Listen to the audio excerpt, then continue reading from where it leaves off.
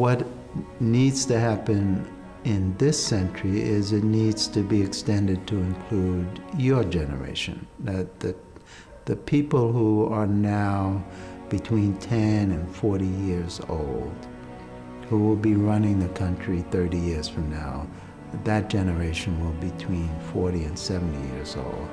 And so one of the tasks is to keep the extension,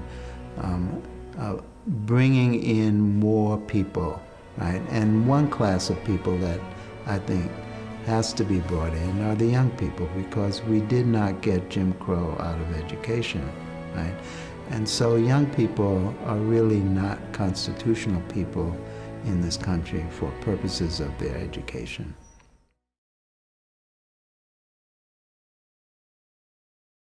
I think in order to move anything forward in our communities, everything comes back to who's making the decisions and who has the power. If we're talking about voting rights, we're talking about who gets to make the education decisions. If we're talking about voting rights, we're talking about who gets to make the Medicaid or the health disparities decisions. If we're talking voting rights, we're talking about who gets to piece up the state every year that there's redistricting. If we're talking about voting rights, we're talking about, and no matter what side of the issue that you're on, you should be engaged in that. You should, whether I agree with you or I disagree with you, I want you to be involved in the democratic process. And so there are always attempts to limit access. That there are those who still believe that access should only be given to property owners or what they call tax-paying citizens, assuming that low-wealth individuals who work every day, majority of our population work every day, and they still qualify, a good number of them still qualify for public assistance.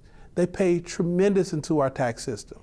But many individuals don't believe they should be afforded the same rights, the constitutional right of casting a ballot. What made this country a democracy was everyone had the right to be heard. Well, we didn't have that right, so we were not part of the country until we gained that right, and we must preserve that right at all costs. I think we're seeing an uptick in young people voting. You go back and look at the presidential elections of 2012 and 2008, you had some pretty decent numbers. I think the thing that concerns me when it comes to young people voting is how do they participate in local, municipal, and statewide elections. That's where your numbers drop. So that's where in the city of Jackson, where you have at least 100,000 folks of voting age, and we averaging about 30 to 35,000 folks that's voting in municipal elections that decide the direction of the city.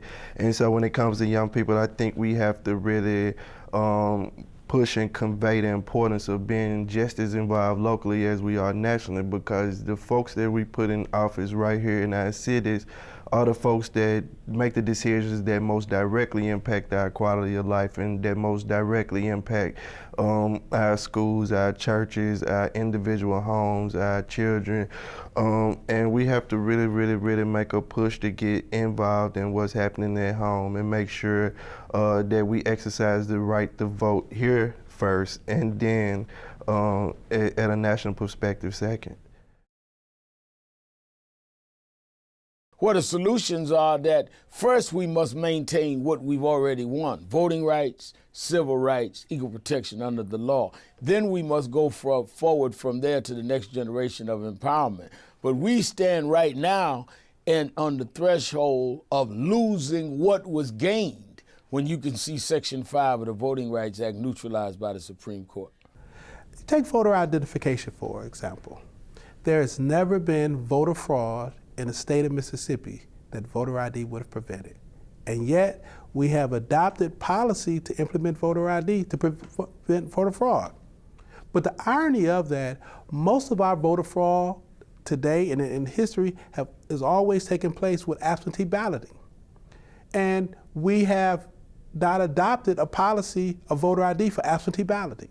This year, we will see the first elections in which voter ID is required. So at that point, hopefully we'll get a sense empirically of what the effect is. Tens of thousands of Mississippians that do not have a photo ID that meets the standards. Most of them are African American. Most of them live in rural areas, and most of them do not have the mode of transportation. You know, a lot of these counties, they're required to go get the free photo ID, they're required to travel over 10 miles and do so within business hours, Monday through Friday. And so for a lot of working people that don't have a car, don't have a reliable means of transportation, that's onerous, even if the ID itself doesn't cost any money at the point of issuance. So it does place a disproportionate burden. I don't think it's a coincidence, but some may see it as a coincidence that this comes on the heels of 2008 and 2012, in which, for the first time in Mississippi history and really American history since Reconstruction, non-white turnout was higher than white turnout.